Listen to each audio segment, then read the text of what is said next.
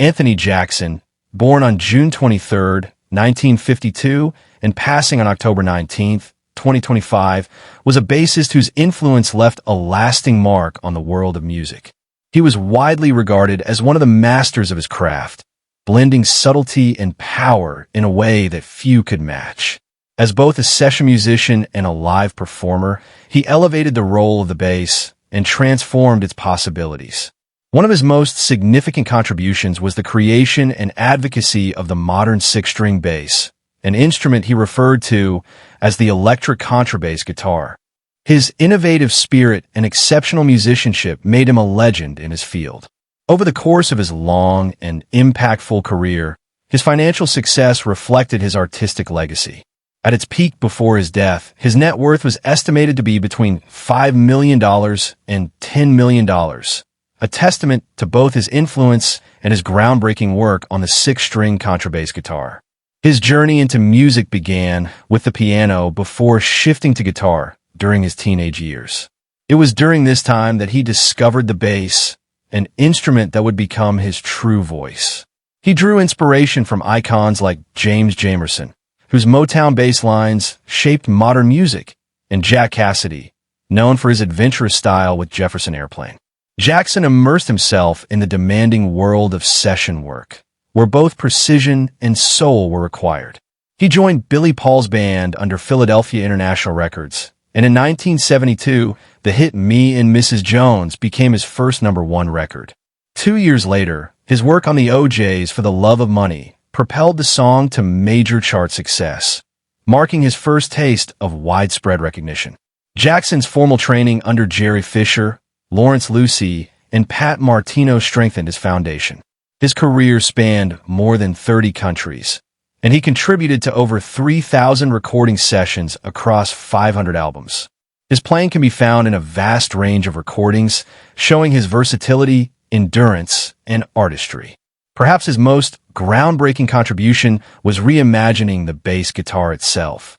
Dissatisfied with the limitations of the four-string bass, he experimented with a five-string model, but envisioned something greater. In 1974, he shared his concept of a six-string contrabass guitar tuned in fourths, BDGC, offering extended range both above and below the standard bass. Luthier Carl Thompson built the first model in 1975, and Jackson debuted it that same year while recording with Carlos Garnett and touring with Roberta Flack. Over time, he worked with Ken Smith and Fodera to refine the instrument.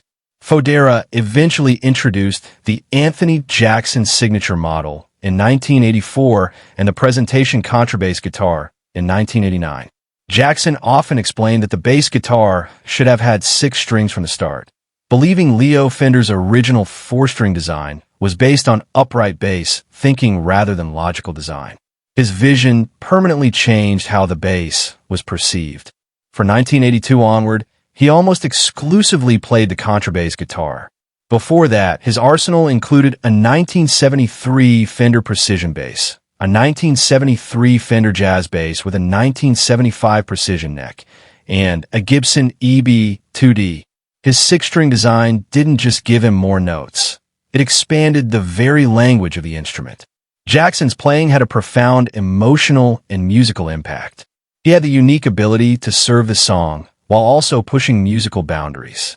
His bass line on For the Love of Money, enriched with effects like flanger and echo, remains instantly recognizable and iconic. He moved fluidly across genres, R&B, funk, jazz fusion, bringing groove, harmonic depth, and melodic inventiveness to every performance. His influences, including Messiaen alongside Jamerson and Cassidy, reflected a musician who embraced both popular music and high artistry. To fellow musicians and future generations of bassists, Jackson was a guiding star. His explorations inspired others to explore, to push further, to innovate. When he died, the reaction from the global music community was immediate and heartfelt. Many expressed that they had not just lost a bassist, but a creative visionary who had permanently shaped the way the instrument was understood. In later years, Jackson's health began to limit his ability to perform. In 2016, he missed some shows with pianist Hiromi due to illness. Yet by that point, he had already carved an unshakable legacy in both studio and live performance history. News of his passing on October 19th, 2025 led to countless tributes. One bassist captured the sentiment perfectly online. We have lost a giant. His work is everywhere. He was a genius. Numbers alone, 3,000 sessions, 500 albums, can't fully express his impact. It was in the feeling of his grooves, the sound of his contrabass guitar, and the way his ideas redefined the role of the instrument. His legacy reminds us that instruments are not rigid categories, but evolving tools in the hands of visionaries. Jackson blurred the line between sideman and innovator, between player and inventor, leaving behind a story of creativity, persistence, and brilliance. His journey resonates not just because of technical mastery, but because of its emotional weight. A young musician who started with the piano, found his calling in the bass, and dared to question tradition. His humility to serve the music and his courage to reshape it coexisted harmoniously. Even in death, his work continues to inspire, proving that art outlives the artist. Anthony Jackson's passing left a void in the music world, but his contributions live on in every note played by those he influenced. His vision, skill, and fearless innovation ensure that his name remains etched into the history of modern music.